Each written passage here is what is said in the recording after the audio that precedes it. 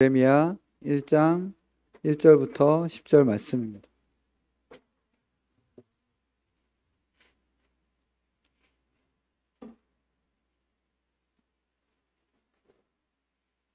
예레미야 1장 1절부터 10절 말씀입니다.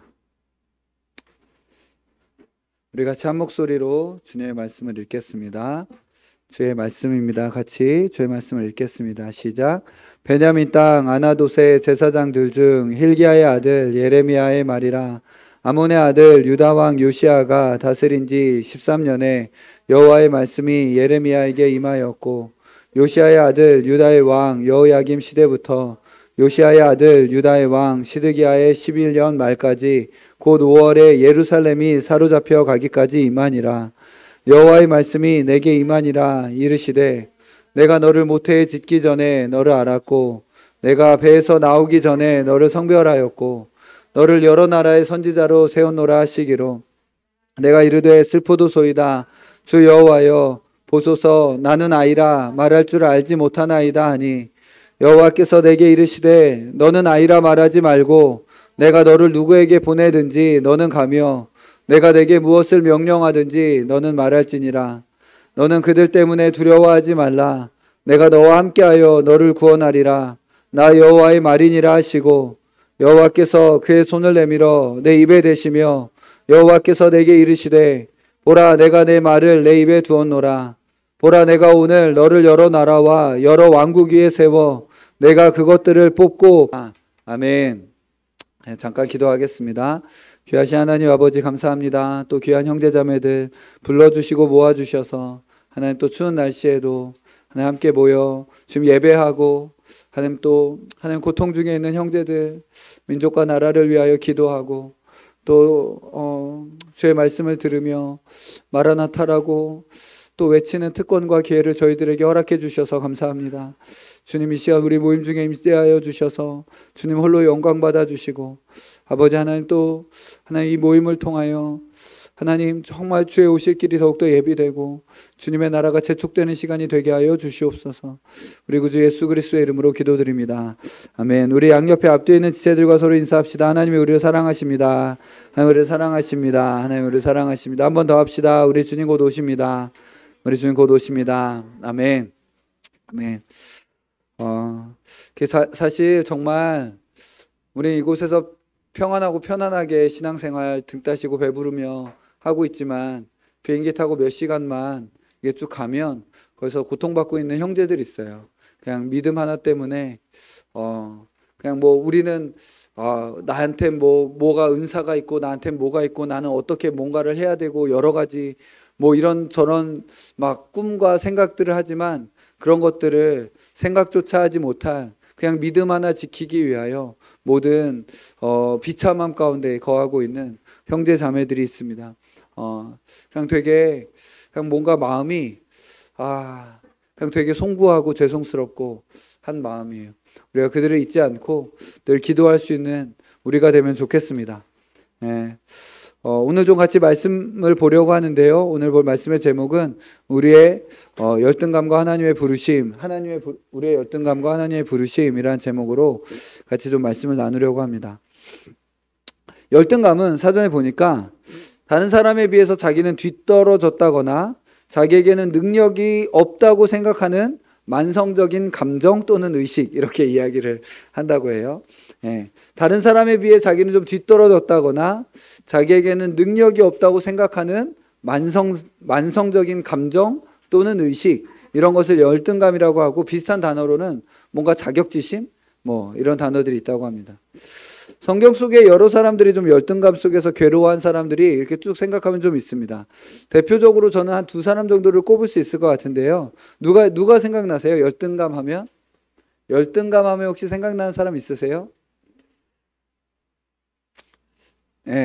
야곱. 우선 야곱이 있을 겁니다. 야곱은요 쌍둥이였어요. 태어나니까 쌍둥이였어요. 쌍둥이만큼 비교가 잘 되는 사람이 어디 있겠어요? 근데 자기 형 에서하고 자기하고 너무나 달랐어요. 우린 지금 야곱에 대해서 약간 심정적으로 약간 더 가까이 있기 때문에 야곱을 되게 괜찮게 생각하고 에서를 좀 못나게 생각하는 감이 없지 않아 있지만, 그 당시에 모든 사람들이 와, 에서는 진짜 뭐 쾌남 뭐 이런 거죠. 사나이 중에 사나이고 막 가서 사냥하고 아빠 뭐 이렇게 해가지고 진짜 사나이 남자. 와, 정말 멋지다. 누구나 모든 사람들이 가나안의 모든 여인들이 와, 에서 막 이렇게 하는 막 그런 사람이 에서였던 거예요. 네. 근데 예서 아니고 에서. 네. 네. 에서였어요. 네. 근데 야곱은 그냥 엄마 치맛자락에서 그냥 엄마 이거 걸레 빨아올까요? 방 닦아요? 뭐 이런 거 이렇게 그냥 아유 저기 쌍둥이인데 에서는 쓸만한데 야곱은 쓸 데가 없어. 뭔가 여하튼 이런 종류의 말들을 바깥에서부터 왜 저렇게 한날 한시에 저렇게 같이 태어났는데 어찌 저렇게 달라? 이란성 쌍둥이였던 것 같아요. 이거 완전 그냥 그렇게 외모도 그렇고 그리고 하는 행동도 그렇고 완전히 달랐으니 얼마나 비교가 되겠어요. 그냥 뭔가 형제들, 자매나 남매나 이렇게만 돼도 비교가 되는데 이게 쌍둥이인데 야 너는 막 이 이야기가 어렸을 때부터 그러니까 늘 그런 비교의식 속에서 열등감 속에 살았던 인물이 야곱이었을 겁니다. 또 한 명 생각나는 사람은 사울이라고 할 수 있습니다. 사울 열등감에 이렇게 좀 쪄들어 있던 사람입니다. 사울은 사울에게 악령이 들고 사울의 어떤 이 마지막이 되게 비참하잖아요. 사실 사울이 이렇게 비참하게 된 것의 시작은 열등감이라고 할 수 있습니다. 그리고 그 열등감의 시작은 언제였냐면 다윗은 만만이요 사울은 천천이다 라고 이제 전쟁에서 승리하고 왔어요. 전쟁에서 승리하고 왔는데 위대하고 좋은 일이잖아요. 하나님께서 승리를 주셨어요. 근데 이스라엘 백성들이 막 노래를 하면서 막 이들을 맞이하는데 사울에게는 천천을 돌리고 다윗에게는 만만을 돌린 거예요. 여기서부터 이제 열등감과 비교의식과 자격지심 같은 것들이 막 일어나게 됐습니다. 사울의 삶에서 나타나는 것처럼 열등감은 매우 파괴적인 것이었습니다. 사실 사울을 보면요, 처음에는 되게 그에 대해서 되게 긍정적이에요. 그의 외모는 되게 준수했다. 다른 사람들보다 머리 하나가 더 컸다. 이렇게. 지금 뭐 이렇게 사람들 키가 몇쯤 되길 원해요. 네. 머리 하나 더 컸다라고 하면 그 정도 막 되게 큰 사람들 있잖아요. 막 거의 막 185에서 190 막 이렇게 되는 사람들. 막 되게 준수하게 와, 잘생겼다. 멋지다. 막 이렇게 하는 종류의 사람이었습니다. 그리고 그는 되게 강력한 성령 체험도 해서 막 선지자들 중에 하나처럼 며칠 동안 막 계속 예언하고 막 하는 그가 사울이 선지자들 중에 하나냐? 라고 할 정도로 강력한 성령의 체험이 그에게 있었고 그는 하나님의 기름 부으심 가운데서 왕이 되었고 전쟁에서 위대한 승리의 주역이 되는 영광의 시간들이 그에게 있었어요. 그는 정말 이스라엘 가운데서 하나님께서 쓰시는 단 한 사람으로 그냥 맨 앞에 있는 사람으로 모든 사람들이 우러러보면서 박수를 치고 환호성을 지르는 바로 그런 사람이었다라는 거예요. 영광의 시간이 그에게 있었던 것이죠. 그런데 갑자기 한순간에 그에게 열등감의 씨앗이 마음에 딱 떨어졌는데 그것을 거절하지 않고 계속 거기에 물을 주고 거기에 대해 양분을 주고 그러면서 계속 그것을 키워가기 시작했던 것입니다. 사울은 천천히요 다윗은 만만이라고? 잘 때마다 사울은 천천히라고 다윗은 만만이라고? 벌떡 일어나 사울은 천천히고 다윗은 만만이라고? 막 이것을 계속 키워가면서 아이 그렇지 하나님이 그 사람에게 또 그 사람대로 쓰시는 거지 그 사람은 또 그렇게 하나님께서 하실 수 있지 라는 것들을 인정하고 그냥 그렇게 해야 되는데 내가 만만이어야 되는데 다윗이 만만이라고? 라고 하는 식을 계속적으로 반복하고 생각하고 의식하면서 그것을 키워내고 그것이 열매 맺도록 거기에 허락한 거예요. 네. 그러면 어떻게 됩니까? 미치게 되는 거예요. 열등감은요 사람을 미치게 합니다. 네. 결국 열등감과 시기와 질투는요 그 사람을 잡아먹게 되어져 있어요. 정상적인 사고를 하지 못하게 됩니다. 온갖 갖은 창을 던지게 되는 것이죠. 공격적으로 말하게 되고 공격적으로 행동하게 되고 죽이려고 하게 되고 뭐야 네가 만만이야? 이렇게 하는 의식과 생각들이 우리의 마음 가운데 있게 되는 거예요. 그래서 우리의 삶 가운데 우리는 늘 이런 것들이 씨앗이 뿌려지는 시간들이 있을 수 있어요. 오늘 예레미야를 향한 부르심 속에서 하나님께서 예레미야를 어떻게 부르시는지 그것들을 좀 함께 좀 보려고 합니다. 먼저 4절 5절 같이 말씀 한번 보도록 하겠습니다. 4절 5절 말씀이에요. 같이 보겠습니다. 시작. 여호와의 말씀이 내게 임하니라 이르시되 내가 너를 모태에 짓기 전에 너를 알았고 내가 배에서 나오기 전에 너를 성별하였고 너를 여러 나라의 선지자로 세워놓으라 하시기로. 예레미야는요 제사장 가문이었습니다. 제사장 가문, 당시 제사장들 중 하나였던 hil기야의 아들 예레미야에게 하나님께서 찾아오셨고 그를 부르신 거예요. 예레미야야, 내가 너를 모태에서 짓기 전에 이미 너를 알았다. 이 땅에서 네가 만들어지기 전에 영원의 시간에서부터 나는 너를 알고 있었다. 여러분, 이거 여러분이 하나님께 여러분에게 말씀하신다라고 생각해 보세요. 기준아, 네가 모태에서 만들어지기 전에 내가 너를 알았다. 그리고 네가 그 태에서부터 나오기 전에 내가 너를 거룩히 구별하였다. 내가 너를 여러 나라의 선지자로 세웠다. 내가 이제 너를 부른다. 나의 선지자가 되어 이제 예언해라. 나의 말을 선포해라. 라고 부르고 말씀하시는 거예요. 이 하나님의 부르심은 열등감과 관련하여 열등감을 다루시는 전제요, 열등감을 다루시기 하시는 시작입니다. 예레미야의 하나님의 부르심을 보면 우리는 어떤 마음이 듭니까? 부럽잖아요. 부럽잖아요. 와, 예레미야 좋겠다. 나의 삶에도 하나님께서 좀 이렇게 오셔가지고 기준아 막 이러면서 내가 너를 이렇게 세우고 불렀다 라고 말씀하시면 얼마나 좋을까 라는 생각이 들 수 있습니다. 그러나요, 성경에 이렇게 계시의 점진 가운데 이렇게 보면요, 사실 이 부르심이 우리를 향한 부르심이라는 사실을 우리를 알게 됩니다. 오순절에 성령께서 임하시고 사도 베드로가 요엘서를 인용하며 설교했을 때, 제가 읽을게요. 이는 곧 선지자 요엘을 통하여 말씀하신 것이니 일렀으되 하나님이 말씀하시기를 말세에 내가 내 영을 모든 육체에 부어주리니 너희의 자녀들은 예언할 것이요 너희의 젊은이들은 환상을 보고 너희의 늙은이들은 꿈을 꾸리라. 그때 내가 내 영을 내 남종과 여종들에게 부어주리니 그들이 예언할 것이요 라고 했을 때, 신약의 모든 신자들, 신약의 모든 그리스도인들은 선지자로 부르심을 받은 사람들이라는 거예요. 자녀들은 예언할 것이요 청년들은 환상을 보고 너희 아비들은 꿈을 꾸리라 라는 것을 모든 세대가 하나님의 성령을 받은 자들이 다 선지자로서의 부르심을 받아 그 사역들을 감당하리라 라고 하시는 말씀이고, 이 말씀 안에서 구약의 선지자들을 부르신 모든 부르심들은 사실 곧 우리의 부르심이 되는 거예요. 우리는 그 부르심들을 나의 것이라고 마음껏 가질 수 있습니다. 정확히 말하면 우리는 그것들보다 더 위대한 부르심이 있는데, 예수 그리스도의 십자가를 본, 십자가 아래서 부르심을 받은 자들로서 우리는 더 위대한 계시 가운데 부르심을 받은 자들이라는 것이죠. 여러분, 더 위대한 부르심이 우리에게 있습니다. 여러분, 우리는 선지자들이에요.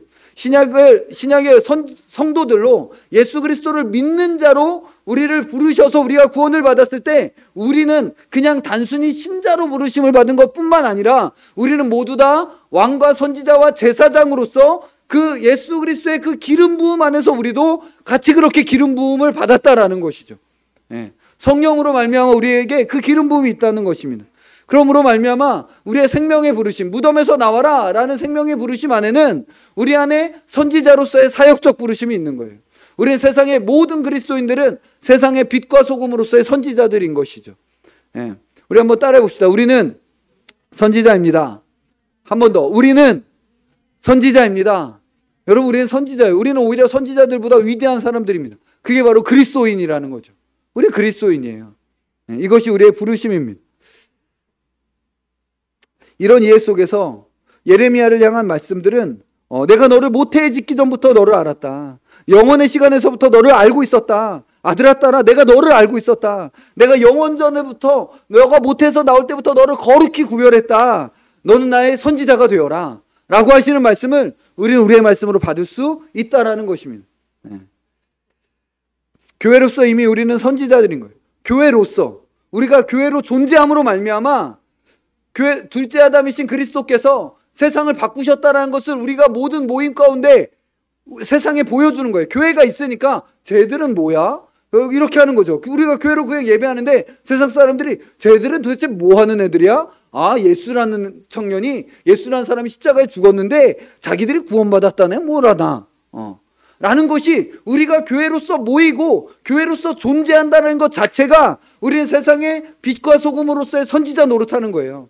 우리가 거룩하고 구별된 교회를, 건강한 교회를 세워나가고 있다는 것 자체가 세상에 빛과 소금의 선지자 노릇하고 있다는 것입니다.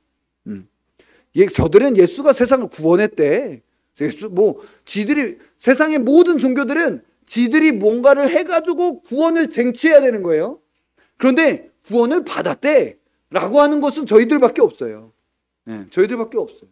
왜냐하면 이건 뭔가 신적인 중보사역이 필요하고 그런 신적 중보사역이라는 것이 우리 성경의 예수 그리스도의 이야기 외에는 불가능하기 때문에 그렇습니다. 사람이 만들어낼 수 있는 이야기가 아닌 거예요. 그래서 쟤들은 구원을 받았대 라는 의식이 바깥 사람들에게 들어간다는 것 자체가 굉장한 충격인 거예요. 굉장한 충격이에요. 그래서 우리가 교회로 모이고 교회를 세워나가는 것 자체가 너무나도 강력한 선지자로서의 활동입니다. 뿐만 아니라 우리는 흩어져서도 선지자입니다. 빛과 소금인 거죠. 우리의 각자의 삶 가운데서 그리스도인으로 살아가는 것입니다. 하나님의 말씀을 선포하는 것으로부터 시작해서 삶의 자리에서 신자로서 살아가는 모든 삶의 모양들이 쟤네들은 뭔가 다르네 라는 걸 보는 거죠. 뭔가 다르네. 그냥 뭔가 그리스도인들이 세상 사람들보다 잘한다라고 문제가 아니에요. 그리스도인들은 세상 사람들보다 다 잘해야 돼. 공부도 잘해야 되고 뭣도 잘해야 되고 이런 게 아니에요. 그런 게 아니라 오히려 못하는데 그 반응이 달라. 잘하는 게 아닌데도 잘나지도 않았는데 세상 사람들은 다 자기가 스스로를 입증하고 성취하고 증명해내야 되기 때문에 거기에 안절부절하고 거기에 무언가를 거는데 그들은 무언가가 없는데도 불구하고 담대하고 당당하고 그 안에서 안정감을 가지고 그냥 그 길을 가는 것이죠.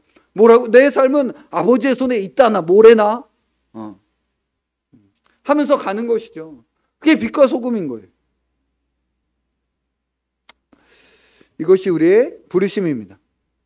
그리고 이것이 우리의 선지자됨입니다. 여러분 이것은 되게 열등감과 긴밀한 관련을 갖게 되는데 왜냐하면요. 열등감은 정체성과 밀접한 관련이 있기 때문에 그렇습니다. 나의 정체성을 어디에 둘 것이냐의 싸움이 이제 부르심과 함께 열등감이 드러나게 돼 있어요. 지금 예레미야가 뭐 열등감이 있었겠죠. 계속 열등감이 있었는데 어떤 열등감이 있었는지 이따 보겠지만 그 열등감이 부르심의 자리에서 드러나게 되는 거예요. 네. 왜냐하면 이제 나의 정체성을 어디에다 둘 것이냐의 싸움이 있게 되는 거예요. 나 자신에게 둘 것이냐 아니면 나의 정체성을 부르심에 둘 것이냐 의 싸움이 이제 시작이 되기 때문에 그렇습니다. 그래서 부르심은 열등감이 더욱더 자신을 드러내게 하는 기회가 되기도 합니다. 한번 그 반응을 한번 보세요. 사실 그 예레미야의 반응은 가히 충격적이라고 할 수 있습니다. 6절 같이 읽겠습니다. 시작. 내가 이르되 슬프도소이다. 주 여호와여 보소서 나는 아이라 말할 줄 알지 못하나이다 하니 예레미야의 반응은 충격적입니다. 이런 부르심을 받아 와 예레미야 좋겠다. 나도 그런 부르심을 받았으면 좋겠다. 하나님이 나에게도 이렇게 나타나셔서 나한테 이렇게 말씀하셨으면 좋겠다 라고 우리가 되게 소망하고 기대하는 그 일이 예레미야에게 나타났는데 그 일에 대한 예레미야의 반응은 애통하는 거예요. 슬픕니다 주님. 지금 너무나 애통하는 거죠. 보십시오 저는 아이입니다. 저는 말할 줄 알지 못합니다. 저는 너무 어립니다. 말도 잘 못해요. 제가 어떻게 선지자가 됩니까? 주님 안 됩니다. 이것이 하나님의 부르심 앞에 예레미야의 반응이었습니다. 그리고 그 반응의 이유는 열등감이었습니다. 사실 예레미야의 반응은 떨기나무 앞에서의 모세의 반응과도 되게 비슷합니다. 주께서 모세를 부르셨을 때 80세의 모세는 40세의 모세랑 너무나 달라져서 40년 동안 실패감과 절망감 가운데 완전히 쪄들어져서 그냥 열등감과 실패감 속에서 그냥 그렇게 짓눌려진 채로 있었습니다. 모세는 자신이 말을 하지 못한다는 것을 비롯해서 이런 여러 가지 이유들을 막 대는데 주님께서 이런다고 하니까 그럼 이렇게 하면 되지 않냐, 이런다라고 하면 손 넣어봐라 빼봐라 막 이런 것들을 막 하다가 다 해주셨는데 아이 몰라요 안 돼요 여튼 안 돼요 이러니까 마지막에 여긴 주님이 하실 수 있는 게 없는 거예요. 그냥 여태 막 이렇게 막 이런 이유 되고 이런 이유 될 때 막 이렇게 해라 내 이름은 여호와다 뭐 손 넣어봐라 빼봐라 지팡이 던져봐라 아론이 있지 않냐 다 이렇게 말하는 것들을 다 했는데 마지막에는 몰라요 안 돼요 그랬더니 분노하시면서 야 이놈아 이렇게 야 이놈아 라고 말씀하시잖아요. 그냥 그랬던 거예요. 여러 이유를 대면서 하나님의 부르심을 거부했어요. 예레미야도 그런 거죠. 예레미야가 부르심을 받았을 때 예레미야의 나이가 몇 살쯤 됐을 거라고 생각하십니까? 몇 살쯤 나는 아이라 말을 못합니다. 잘 못합니다. 몇 살쯤 됐을 것 같아요? 찍어보세요. 에? 20대.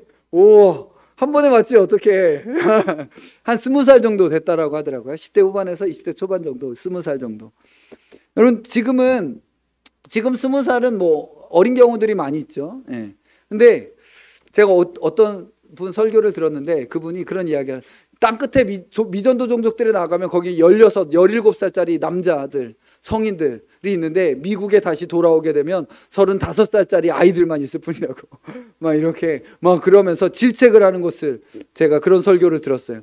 그러니까 저기 열방들 미전도 종족 나가면요, 저도 키르기즈스탄에 처음 갔었을 때 되게 웃긴 게 걔가 16, 17살이라고 그러는데 시골에 이제 시골 마을 간 거예요. 그래서 같이 이제 우리 와가지고 같이 막 양 잡고 이래가지고 먹는데 뭐 한 17살짜리 되는 16인가 17살짜리 되는 애가 왔는데 걔가 자기 스스로를 되게 어른처럼 여기더라고요. 네. 그래서 막 이렇게 인사하고 어른하고도 인사하고 그리고 거기에 있는 어른들도 그 친구를 되게 어른으로 대하더라고요. 네. 뭔가 성인으로 딱 자기가 이렇게 하는, 저한테 좀 약간 놀라운 약간 적이었습니다.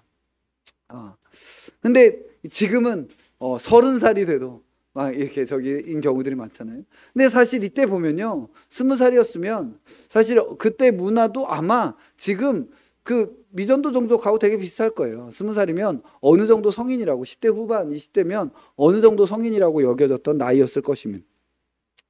10대의 나이에 다윗은 골리앗을 이겼고, 사실 사무엘은 더 어렸을 때부터 하나님께서 선지자로 부르신 일이 있었다라는 것을 예레미야가 모를 리가 없습니다. 당연히 알죠. 그런데 그는 자기가 어리다는 것과 함께 저는 말을 잘 못합니다. 그러니까 뭔가 하나님께서 이렇게 했을 때 저는 말을 잘 못해요 라고 이렇게 바로 반응한 걸 보면 그가 평소에 자기의 마음에 자기의 말이 어눌하고 제대로 잘 못하고 뭐 이러다라는 의식이 이렇게 드러나고 나타난 거. 전 말을 잘 못하잖아요. 왜 저를 부르신 겁니까? 라는 것이 있었던 것 같아요. 결국 열등감이죠. 쟤도 말을 잘하고 형도 말을 잘하고 동생도 말을 잘하는데 나는 말을 잘 못해. 제 친구들 다 말 잘하는데 나는 좀 말을 잘 못하는데 하나님 왜 저한테 이러십니까? 저는 안 됩니다. 딴 사람이 낫지 않겠습니까? 이런 거죠. 그럼 열등감은요, 부르심에 반응하는 것을 방해합니다. 하나님의 부르심 앞에 반응하지 못하게 하는 거죠. 우리는 모두 우리 버전에 저는 아이입니다, 저는 말을 못합니다 라는 우리 버전들을 다 가지고 있지 않나 생각해 좀 보시면 좋겠습니다. 나는 나의 버전이 무엇인가? 저는 이게 없습니다. 저는 이게 부족해서 안 됩니다. 저는 이것까지 있었으면 좀 이게 없어서 안 돼요. 저는 말을 못합니다. 저는 용기가 부족하고 저는 이게 안 되고 저는 성격이, 저는 외모가, 저는 성장 배경이, 저는 학벌이, 저는 이게 안 돼서 안 됩니다 라고 하는 것들이, 이런 이유들이 하나님의 부르심에 반응하지 못하게 하는 것이죠. 이에 대한 주님의 반응 해법은 뭡니까? 주님은 그래 그럼 관둬라, 너 하지 마라. 뭐 너 말고 없냐? 관둬라. 주님 충분히 그러실 수 있어요. 근데 주님 그렇게 하지 않으시는 거예요. 주님 그냥 내가 너를 선택했다, 내가 너를 불렀다 라고 하시면서 그를 설득하시면서 세워주고 계십니다. 먼저 뭐라고 하시냐면 7절 상반절 같이 보도록 하겠습니다. 7절 상반절입니다. 시작. 여호와께서 내게 이르시되 너는 아이라 말하지 말고, 주께서 먼저 말씀하신 것은 너는 아이라고 말하지 말아라. 너는 너무 어려서 쓰임 받을 수 없다라고 말하지 말아라. 할 수 없다라고 하지 말아라. 이것은 거짓을 거절하라는 것입니다. 사실이 아니다, 거짓말이다. 거짓말을 붙잡고 있지 말고 버려라. 우리의 마음 가운데 붙잡고 있는 거짓말, 너는 이래서 못해, 너는 이래서 안 돼, 너는 아직 이래, 너는 이래가지고 못해 라고 하는 그 말들을 버려라 라는 거예요. 이것은 사실 이보다 한 걸음 더 나아가는 것이라고 할 수 있는데, 그것은 너는 아이라고 말하지 말아라 라는 말은 너 자신에 대해 말하기를 그쳐라 라는 의미입니다. 사실 너 자신에 대해서 말하기를 그쳐라. 너에게 집중하지 말아라. 너가 누구인지에 대해서 집중하지 말아라. 저는 이렇습니다, 저는 지금 이 모양입니다 라고 말하지 말고, 이제 너 자신에게 집중하고 너 자신에 대해서 말하는 것을 그치고 너를 부르고 있는 내가 누구인지에 대해서 좀 집중해라. 누가 너를 부르고 있는지에 대해서 집중해라 라는 거예요. 하나님이 너를 부르고 있다라는 그 사실이 너의 그 열등감, 너가 아이라는 사실, 네가 말을 못한다는 사실을 덮을 수 있지 않느냐라고 말씀하고 계시는 것이죠. 사실 많은 경우에 우리는 열등감을 가지고 있다고 생각하고 있지만, 사실 더 깊이 들어가 보면 타락한 죄인은 그 존재 자체가 열등감이라고 할 수 있습니다. 존재 자체가 열등감이에요. 타락한 죄인은 그 존재적으로 그냥 열등감이에요. 이 열등감의 이유는, 타락한 인간이 열등감, 그 존재 자체가 열등감인 이유는 될 수 없는 존재에 대해서 되고자 하는 교만이 있기 때문에 그렇습니다. 하나님처럼 되리라, 내가 신처럼 되리라 라는 교만함이 타락의 그 중심 안에, 원리 안에 작동하고 있기 때문에 될 수 없는 존재가 되고자 하는 교만함이 있기 때문에 거기에 대한 모든 실패로 인한 열등감이 동전의 양면처럼 늘 있게 되는 거예요. 그냥 존재 자체가, 교만한 인간은 열등감 가운데 있는 반작용을 낳게 되는 것이죠. 내가 될 수 없는 것에 대한 도전은 늘 스스로 실패자라는 인식을 낳게 되기 때문에 그렇습니다. 그러므로 나는 아이입니다 라고 말하지 않는 길은, 나는 어른, 너 어른이야, 너 아이 아니야, 너 이제 곧 어른이야. 여러분, 이런 건 세상의 방식입니다. 아까 전에 그 열등감에 대해서 야곱에 대해서 보았는데요, 야곱이 어렸을 때부터 얼마나 나는 왜 에서가 아닌가 계속 비교당, 나도 에서였으면, 나도 에서라면, 나도 에서였으면 좀 좋았을 텐데, 계속 이런 생각 속에서 살지 않았겠어요? 왜 나는 그 사람이 아닌가? 나는 왜 쟤처럼 되지 않은가? 나는 왜 저와 같은 모양이 아닌가? 라고 하는 거죠. 그래서 결국 그의 아버지 이삭에게 누구의 이름으로 축복을 받았습니까? 에서의 이름으로 축복, 너가 누구냐? 에서입니다 라고 하여 축복도 에서의 이름으로 축복을 받은 거예요. 그런 다음에 어떤 일이 일어납니까? 20년 동안 아버지 집을 떠나서 그냥 그 외삼촌 집에서 그냥 그 바깥에서 생활하는 그냥 그 삶을 살 수밖에 없었어요. 그리고 나서 20년의 삶이 지나서 이제 들어오는데, 이제 또 한번 어떤 사람에게 축복을, 이제 이 에서를 만나게 되는 바로 그 시점이 오는 거예요. 나의 그 열등감, 나의 나에게 열등감의 비교의식, 나를 죽이려 하는 그 열등감의 그 에서를 만나게 되어지는 그 순간에 이제 하나님 앞에 나아가 간절히 축복하는 사람에게 오는데, 그 축복하는 그 사람이 갑자기 나에게 묻는 거예요. 너 이름이 무엇이냐? 라고 묻는 거예요. 너 이름이 무엇이냐? 우리 둘 중에 하나, 야곱의 이름으로 과연 축복을 받을 수 있을 것인가? 야곱은 그냥 열등감인 거죠. 근데 이제 숨기지 않기로 하는 거예요. 20년의 이 시간들을 20년 동안 얼마나 후회했겠어요. 내가 왜 그때 에서라고 해서 축복은 받아가지고, 내가 그냥 왜 에서의 이름으로 축복을 받아서, 내가 왜 20년에 그냥 야곱입니다. 이러니까 위대한 일이 일어나는 거예요. 뭐예요? 너희 이름을 이제 더 이상 야곱이라고 하지 말고 이스라엘이라고 해라. 이스라엘이라고 해라. 여러분, 나는 아이입니다 라는 말에 대해서, 너는 아이가 아니야, 너 어른이야, 넌 야곱이 아니야, 넌 에서야, 너 그래도 난 나빠, 난 안 돼, 이런 거 가지고, 아니야, 넌 좀 괜찮아, 넌 이런 걸로 할 수 있잖아 라고 하는 것은 세상의 방식입니다. 세상은 그렇게밖에 할 수가 없는 거예요. 하나님은 그렇게 하지 않는 것이죠. 나는 아이입니다 라는 말의 반대는, 너는 어른이다가 아니라 나를 봐라 라는 거예요. 하나님 앞에서의 너의 너됨을 인정해라. 그게 이스라엘인 거예요. 에서라고 이름을 바꿔주는 것이 아니라 이스라엘이라고, 나의 나됨, 나의 성취, 나의 어떠함보다 더 크신 하나님께서 나를 위하여 행하신 위대하신 구원, 그리고 구원을 적용하심으로 말미암아 나의 실존을 변화시켜 주시는 성령의 능력 있는, 권능 있는 그 일하심, 이것을 알고 붙잡는 것, 이것이 바로 우리의 열등감을 이기는 길이라는 거예요. 나는 아이가 아니라 라고 말하는 것이, 너는 어른이다가 아니라 너는 이제 이스라엘이다, 내가 너를 붙잡고 있다, 하나님께서 너와 함께하고 계시다 라는 것을 보는 거라는 것이죠. 그러면서 주님 하반절에 이렇게 말씀하십니다. 하반절 7절 하반절 읽겠습니다. 시작. 내가 너를 누구에게 보내든지 너는 가며 내게 무엇을 명령하든지 너는 말할지니라. 여러분, 주님께서 이제 아이라 말하지 말아라 하고 하시고 요구하시는 것을 분명하게 명하시는데, 그것은 바로 순종입니다. 여러분, 사실 이것은 예레미야에게 위로였고 힘이었을 것입니다.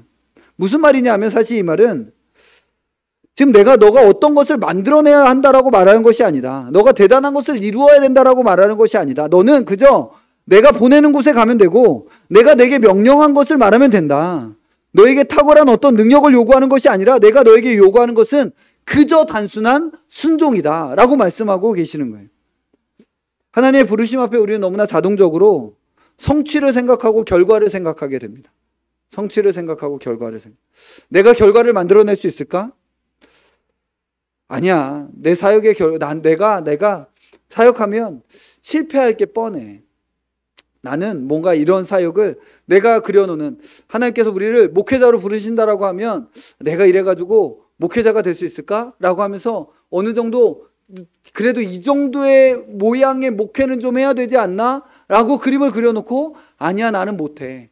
그러니까 나 할 수 없습니다. 이렇게.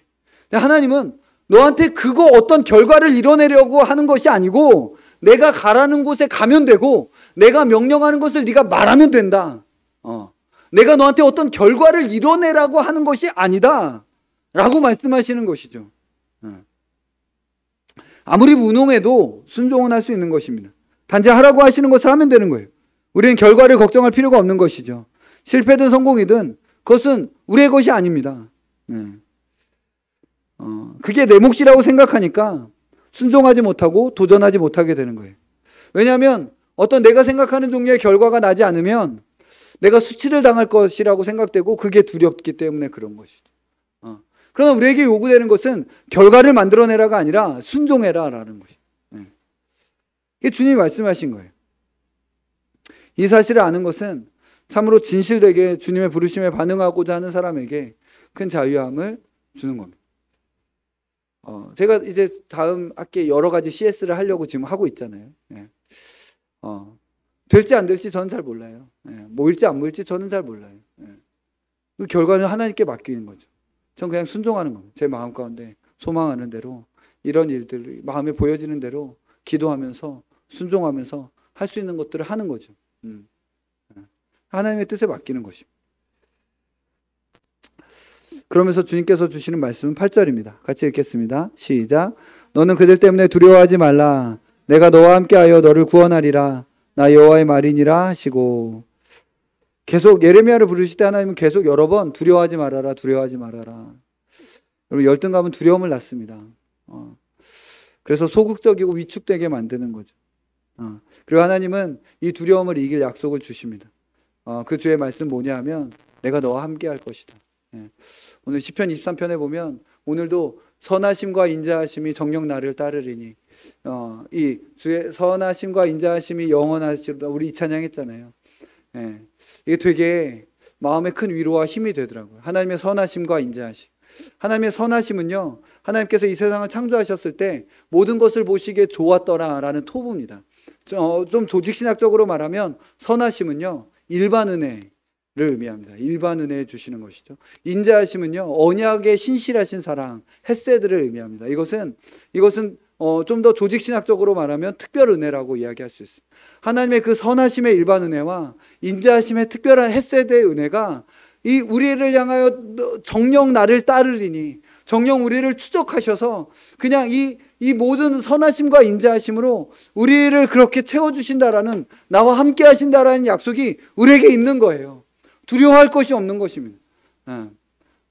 하나님께서 내가 나의 선함으로 내가 나의 인자함으로 내가 너와 함께 하겠다. 두려워하지 말아라. 네가 어디를 가든지 내가 가만히 보고 있지 않겠다. 라고 말씀하고 계시는 거죠. 두려울 게 뭐가 있겠습니까? 두려울 게 아무도 없습니다. 이 약속은 예레미야뿐만 아니라 신약의 모든 신자와 그리스도인들을 향한 약속이기도 합니다. 예수님은 제자들에게 말씀하셨습니다. 하늘과 땅의 모든 권세를 내게 주셨다. 그러므로 너희는 가서 모든 민족으로 제자를 삼아라. 세상 끝날까지 내가 너희와 항상 함께 있을 것이다. 두려워하지 말고 쫄지 말고 위축되지 말고 가라 라고 하시는 겁니다. 우리에게 약속이 있습니다. 주님 우리와 함께 하십니다. 주님 우리를 버리지 않으시고 떠나지 않으십니다. 두려워할 게 뭐가 있습니까? 주님 부르시면 가면 되는 것입니다. 우리가 주께서 부르심이 맞는데 내 열등 가운데 주저하고 있는 삶의 영역들이 있지 않습니까? 일어나면 되는 겁니다. 순종하면 되는 거예요. 결과는 주께 맡기고 우리는 하면 되는 거죠. 우리의 영혼은 말할 것도 없고 우리의 삶도 온전히 주님의 손에 있습니다. 우리는 안전한 것이죠. 살고 죽는 것이 주님의 손에 있습니다. 오히려 가장 위험한 곳은 불순종하는 길입니다. 사명의 자리에서 도망가는 것이죠.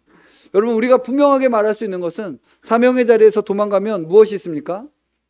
풍랑과 큰 물고기가 기다리고 있는 겁니다. 가장 위험한 곳은 하나님의 부르심으로부터 도망가는 거예요. 그러면 거기에는 분명히 풍랑이 기다리고 있고 물고기가 기다리고 있는 거기만큼 위험한 곳이 없어요. 완전 이렇게 확보된 위험이 있는 곳. 그건 부르심에서 도망치는 삶의 자리입니다. 사실 거기가 더 위험한 것이죠. 그러면서 주님은 단순히 말로만 하지 아니하시고 예레미야에게 일하셨는데요. 어떻게 일하셨냐면 9절을 보겠습니다. 9절 읽겠습니다. 시작. 여호와께서 그의 손을 내밀어 내 입에 대시며 여호와께서 내게 이르시되 보라 내가 내 말을 내 입에 두었노라. 하나님은 말을 잘 못한다는 선지자의 입에 그 주님의 영광스러운 손을 대셨습니다. 하나님은 우리의 열등감을 자신의 영광스러운 손으로 덮으시는 거예요. 말을 못한다는 그곳을 주님의 손으로 덮으신데 이 손은 이로부터 예레미야를 덮으신 이후로 500년 뒤에 십자가에 못 박힐 십자가에 그 구멍이 뚫릴 그 손이 예레미야 입을 덮고 있는 것입니다. 하나님이 사람이 되셔서 십자가에 죽으심으로 말미암아 우리의 수치를 덮어주시는 가죽옷이 이제 되시는 거예요. 우리의 모든 열등감, 우리의 모든 실패, 우리의 모든 두려움과 수치들이 십자가의 그리스도라는 가죽옷으로 이제 덮여지고 가려지는 것입니다. 우리의 열등감은 우리 존재 깊은 곳에 자리 잡고 있는 뿌리 깊은 것이라고 하였습니다. 타락한 인간은 그 존재가 열등감이라고 말씀드렸습니다. 그런데 그리스도께서 그 깊은 곳까지 들어가셔서 주의 그 죽으심, 수치당하심으로 주님께서는 실오라기 하나도 이렇게 가리지 않는 그 수치를 당하심으로 그리스도께서 그 수치를 당하심으로 우리의 열등감에 우리의 수치와 열등감을 덮어주신 것이죠. 네. 그런데 마치 우리가 계속 우리 스스로의 수치와 열등감 가운데 있는 것은 마치 우리 주님께서 그 수치 당하시고 그 우리 주 예수 그리스도께서 십자가에 행하신 일이 아무 소용없습니다. 그것은 그냥 내 수치와 열등감을 가릴 만한 것이 아닙니다라고 말하는 것과 똑같은 거예요. 예수 그리스도께서 수치 당하심으로 우리의 모든 수치와 열등감을 가려주신 것입니다. 네. 그래서 우리는 믿음으로 당당히 일어날 수 있는 거예요. 우리의 모든 수치와 열등감은 예수 그리스도 안에서 다 가려졌고 다 우리는 새롭게 됐고 우리는 주님 안에서 새로운 피조물이 된 것입니다. 네. 더 나아가 우리의 수치를 덮어주신 주님은 우리에게 말씀하시는데요. 내 말을 네 입에 두었다. 이제 이 말씀 가운데서 우리의 열등감은 사명이 되고 우리의 연약함은 능력이 됩니다. 네. 이 내 말을 못합니다 라고 그러는데 내 말을 내 입에 두었다. 우리의 열등감은 이제 사명이 되고 우리의 연약함은 능력이 되는 거예요. 주께서 말을 하지 못한다는 자의 입에 주의 말씀을 두신 거예요. 말 못하는 자가 말을 할 때 하나님의 말씀이 나오는 거예요. 우리의 수치, 우리의 열등감, 우리의 못남을 드러낼 때 거기서 하나님의 능력이 나타나는 것입니다. 이것이 바로 하나님 나라의 역사의 능력이에요. 이것을 아는 자는 자신의 수치와 못남을 숨기지 않습니다. 오히려 그것을 드러내는 것이죠. 왜냐하면 바로 거기에서 하나님의 능력이 나오기 때문에 그렇습니다. 여러분, 제가 어렸을 때부터 제일 가장 하기 싫었던 일이 사람들 앞에서 말하는 거였습니다. 네. 제일 하기 싫은, 제가 어렸을 때부터 혀 짧은 소리가 난다고 논리를 많이 당했어요. 넌 왜 혀 짧은 소리가 나? 넌 왜 발음이 그래? 넌 왜 떼떼떼떼 거려? 이런 얘기를 되게 어렸을 때부터 많이 들었어요. 저는 어렸을 때부터 저는 발표를 해본 적이 없어요. 네. 저희 어렸을 때는 꼭 국어 시간에 이렇게 돌아가면서 이렇게 책을 읽어야 됐어요. 이렇게 반에 이렇게 해서 일어나서 책을 읽어야 되면 이렇게 그 자기 한 문단씩 이렇게 있으니까 자기 차례가 있잖아요. 그러면 쿡쿡쿡쿡쿡 막 거리면서 내가 읽을 부분을 이렇게 세가지고 거기를 계속 혼자 연습했던 기억이 계속 나요. 되게 어렸을 때인데 계속 사람들 앞에 수치를 당하고 창피를 당하는 것이 너무나 염려되고 두려워서 그렇게 했던 기억이 나고, 이렇게 또 이야기를 했다가 몇 번 수치당하고 이렇게 놀림당하고 했던 기억들이 저에게 있었어요. 저는 사람들 앞에서 말을 하는 걸 정말 두려워해요. 지금은 어떨까요? 여러분, 지금도 그래요. 전 설교할 때마다, 설교하기 전마다 화장실을 몇 번씩 왔다 갔다. 예. 지금도 항상 종족셀링 할 때 가서, 종족소개 할 때 가서 화장실 한 번 더 갔다 와요. 분명 화장실 갔다 왔는데 또 갔다 와요. 떨려서. 예. 떨려서. 근데 하나님 부르시면 그냥 하는 거예요. 하나님 부르시면 하는 거예요. 어쩌면 지금은 사실 별로 놀림을 당하지 않아요. 혀 짧은 소리 난다고 놀림 당한 지가 좀 오래됐어요. 하나님께서 어떻게 이렇게 좀 가려주시고 해주신 것 같아요. 하든지 안 그러든지, 그러든지 말든지, 예, 그러든지 말든지. 하나님 부르시면 그냥 하는 것이죠. 예, 그냥 이것을 아는 사람은 자신의 수치와 못남을 숨기지 않고 오히려 그것을 드러내는 거예요. 왜냐하면 거기서 하나님의 능력이 나오는 거죠. 예. 이전엔 너는 왜 말도 그렇게 잘 못하냐? 라고 일컬어지는 그 아이가 말을 못하는 아이였는데, 말을 못하는 아이가 말을 하는 그 자체 안에서 하나님의 능력이 나타나는 거예요. 저는 말을 못하는데 그 안에서 담대하게 말을 하고 있는 것 그 자체 가운데서 너는 무엇으로 너의 열등감과 수치를 이기고 말을 하느냐? 하나님이 부르셨어. 하나님이 부르셨어. 우리의 못남을 드러내는 것 자체가 그 못남을 덮어주신 그리스도를 보여주는 것입니다. 두려워하지 않고 담대하게, 당당하게 그렇게 하는 것이죠. 마지막으로 한 가지 주제만 더 이야기하겠습니다. 10절입니다. 10절 말씀입니다. 같이 읽겠습니다. 시작. 보라, 내가 오늘 너를 여러 나라와 여러 왕국 위에 세워 내가 그것들을 뽑고 파괴하며 파멸하고 넘어뜨리며 건설하고 심게 하였느니라 하시니라. 그러면 여기서 주께서 말씀하신 것은 사실 실제 예레미야가 하는 일에 비해 훨씬 더 크게 느껴집니다. 너를 여러 나라와 여러 왕국 위에 세워서 네가 그것들을 뽑고 막 나라들을 뽑고 파괴하고 파멸하고 넘어뜨리고 또 건설하고 심게 하였다라는 거예요. 이는 하나님께서 예레미야의 사역을 통해서 이런 일들을 하실 뿐만 아니라 이런 일들을 하시기 위해서는 예레미야의 그런 선지자 사역이 필요하다라는 말씀인 것입니다. 나라를 뽑고 심고 세운다라는 일은 다른 말로 표현하면 구속사를 성취하신다라는 뜻입니다. 구속사를 성취하신다. 하나님이 열등감 속에서 나서지 못하는 예레미야의 사역을 통해 다름 아니라 구속사를 성취하시겠다는 거예요. 내가 나의 구속사를, 인류 역사의 가장 중요한 의미인 이 구속사를 열등감 속에서 헤매고 있는 너의 사역을 통해서 내가 이룰 것이다 라고 말씀하고 계시는 거예요. 잘 아시는 것처럼 예레미야는 눈물의 선지자였습니다. 예레미야는 예루살렘이 망할 때까지 딱 그때까지 선지자 노릇했다라고 오늘 이야기하고 있습니다. 예레미야는 그냥 멸망한다, 이 나라는 멸망한다, 다윗의 나라가 멸망한다. 이게 그냥 대한민국 멸망한다라는 것과 다른 거예요. 구약의 하나님의 나라라고 여겨졌던 그 하나님의 나라가 모형이 되었던 이 나라는 멸망할 것이다. 바벨론의 이방 나라에 항복해라. 이것은 바벨론의 신이 이스라엘의 하나님보다 더 강하다라는 것으로 생각되어지는 세계관 속에 있었던 시대였던 거예요. 그런데 바벨론에게 항복해라라는 거고 하나님의 이 위대한 선지자로서 부르심을 받았다라고 말하는 이 사람이 고작 한다라는 말이 바벨론에게 무릇하게 항복해라. 미친 거 아니야? 네가 하나님의 선지자 맞아? 갖은 고난을 당했죠. 당시의 세계관하고 전혀 맞지 않는 것이죠.